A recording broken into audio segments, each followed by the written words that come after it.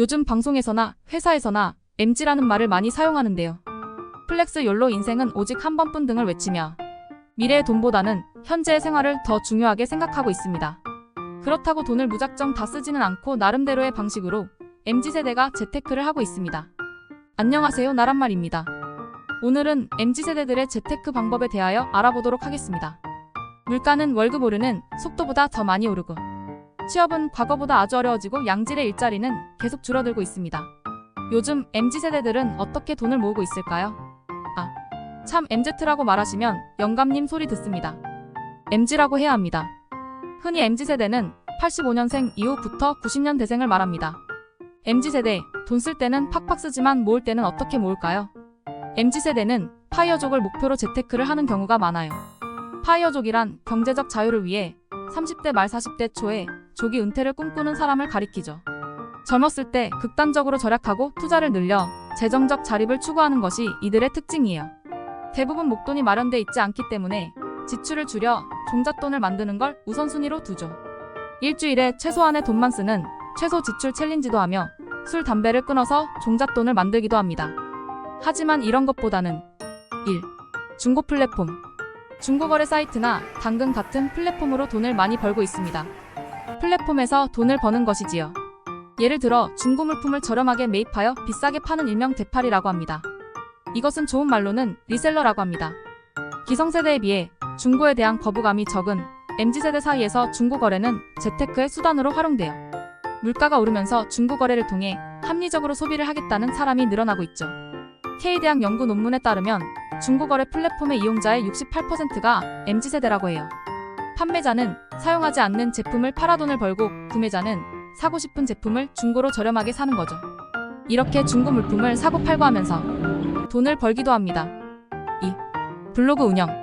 블로그를 운영하면서 제품이나 서비스를 무상으로 받는 블로그 체험단도 인기예요. 네이버 카페 등 여러 브랜드 제품 및 서비스를 이용한 후 블로그에 리뷰를 작성하는 방식이죠. 무료로 제품과 서비스를 이용할 수 있기에 지출을 줄이는데 큰 도움이 돼요. 파워블로거가 아니더라도 노출이 잘 되는 공개 게시글을 쌓아두면 체험단 제안이 많이 들어올 수 있습니다. 하지만 이것도 하루 방문객 1000명 이상 되어야 할 겁니다. 일반 MZ는 좀 어려운 부분인 것 같습니다. 3. 뷰티 모델. 요즘은 헤어나 피부 미용 등 자기 관리에 드는 비용만 해도 만만치 않은데요. 이런 관리 비용을 대폭 줄일 수 있는 절약 방법으로 뷰티 모델이 있어요.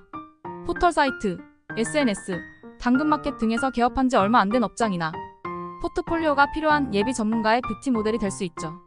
다만 모델인 만큼 얼굴을 노출해야 할 수 있으니 약관 동의서를 꼼꼼히 읽어야 해요. 4.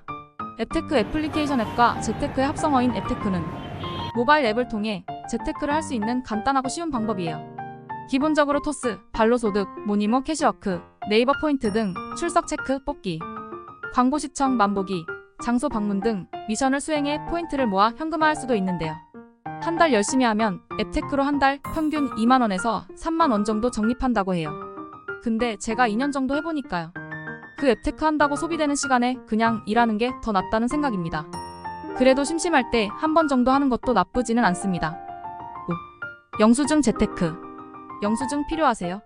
종업원의 물음에 이제 네 라고 대답해보세요. 필요 없을 줄 알았던 영수증으로도 재테크를 할 수 있어요. 실제로 매장에 방문한 후 구매를 인증할 수 있는 영수증을 사진 찍어서 올리면 포인트를 받을 수 있죠. 네이버 마이플레이스의 영수증을 인증하면 할당된 포인트를 받을 수 있어요. 네이버 지도에 등록된 모든 오프라인 상점에서의 영수증은 모두 가능해요. 6. 구독 경제. MZ세대는 구독 서비스를 친구 몇 명과 같이 하여서 비용 부담을 낮춥니다. 음악, 영화, 책 등의 구독 서비스는 원하는 콘텐츠를 저렴한 비용으로 이용할 수 있어 경제적입니다.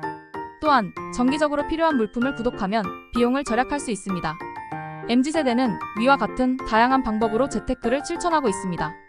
단순히 절약해서 돈을 모으는 것을 넘어서 중고거래나 구독경제처럼 효율적이고 창의적인 방법을 통해 자산을 관리하고 있습니다.